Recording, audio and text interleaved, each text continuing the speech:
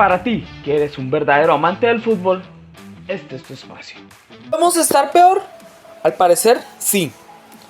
Termina una doble fecha eliminatoria que nos deja muchas más dudas que respuestas. Y es que 1 de 6 puntos posibles y 4 de los últimos 18 en disputa no son unos números favorables si tomamos en cuenta que hablamos de una selección recientemente finalista de Copa América. Y acá no vamos a detenernos en que jugó así o jugó asá, en que faltó esto o lo otro, o en que se pudo hacer esto o aquello. Eso de jugar bonito o no es lo menos importante, porque muchas veces jugando mal consigue los resultados, algo que en esta selección no hay. Acá lo que más preocupa es la situación del cuerpo técnico, que parece simplemente desconectado de la realidad de lo que sucede en cancha. Pareciera no tener un camino claro de hacia dónde debe ir. El problema no va a ser la clasificación, aunque si seguimos con esa tendencia, de pronto sí se nos embolata la cosa, y por ahí terminamos peleando un sexto o séptimo lugar con Venezuela o Bolivia que vienen ahí remando. Pero en condiciones normales la clasificación a la Copa del Mundo, con esta eliminatoria en donde se clasifica el 70% de la Conmebol, pues es algo que eventualmente sucederá. Acá lo realmente preocupante es el presente deportivo del seleccionado nacional, que luego de lo que fue la magnífica Copa América, nunca más volvió a encontrar su juego. Son muchas cosas, pero empecemos por decir que jugadores con un pésimo nivel siguen siendo tenidos en cuenta. Este es un grupo que simplemente no tiene más alternativas. Y ojo, no por no tenerlas per se, sino por no saber usar las que tiene. Porque hablamos de que tenemos grandes jugadores en grandes momentos alrededor de todo el mundo y seguimos llamando los mismos. Y sobre todo usando los mismos. En Brasil tuvimos la oportunidad de hacer 7 cambios. Ojo, 7. Y solamente hicimos 3 porque uno más fue el obligatorio por Davinson Sánchez. Y en Barranquilla solamente hacemos 2 y con esos 2 morimos. Y el detalle ni siquiera es la cantidad de cambios, es la eficiencia de esos cambios. Porque en Brasil llegó un momento en donde la verde amarela nos entregó media cancha, la cancha de ellos, mientras nos presionaba y en lugar de meter a una flecha como Marino y Nostroza para aprovechar la velocidad y a Juanfer para que le filtre un pase a Marino, pues no, se metió fue a Carrascal. ¿Qué es eso? Llevas jugadores a pasear, Lorenzo.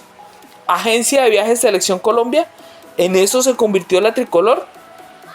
Sí, porque llevamos jugadores por montones, pero seguimos usando únicamente los mismos de siempre. Hombre, si llevas un montón de nombres nuevos en un buen momento deportivo, son para que sean un revulsivo, para que desde el banco sean una solución, sean un impulso, un aire en renovación para lo que hay en cancha. No, para llevarlos a pasear. Si es para eso, te armas un paseo de olla y listo, no necesitas llevarlo a una convocatoria de la selección. No me cabe aún en la cabeza ese invento de esa línea de 3 contra Paraguay. Son cosas con las que habitualmente no se juegan. Y es evidente que no se van a tener preparadas y no van a funcionar de una manera eficiente. Y aparte metes a un Jerry Mina en un pésimo nivel a cumplir funciones que deberían ser para un jugador rapidito y con un buen presente. Son demasiadas las dudas que sigue dejando este cuerpo técnico.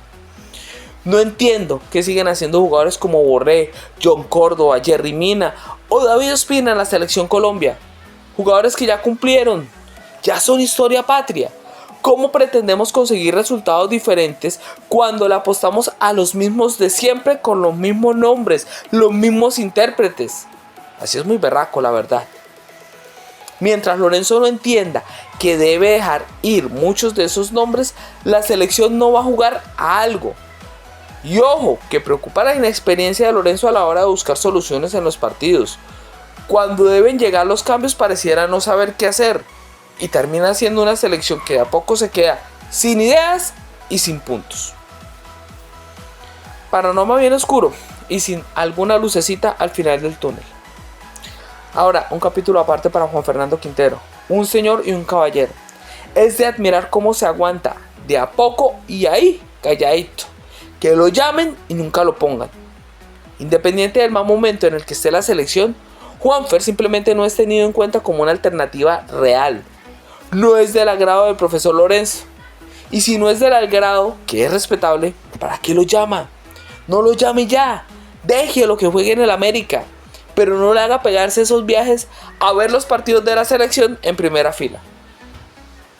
Increíble cómo una persona con el talento de Juanfer y con el excelente nivel en el que está no sea tomado como una alternativa natural de James. Y ojo, que me atrevería a decir que Juanfer incluso está un pasito más arriba que James con todo y lo que James representa. Porque es evidente que James no está para 2 partidos de alta exigencia como se presenta en las eliminatorias. En Brasil dio todo y desde el primer tiempo contra Paraguay ya estaba pidiendo auxilio y Lorenzo no lo toca. ¿Será que le debe algo? No sé, pero el manoseo al que se ha sometido Juanfer en la selección debería ser reconsiderar su posición en la misma. Debería hacer pensar su salida de la tricolor, al menos mientras esté Lorenzo al mando. Juanfer es un jugador que merece respeto.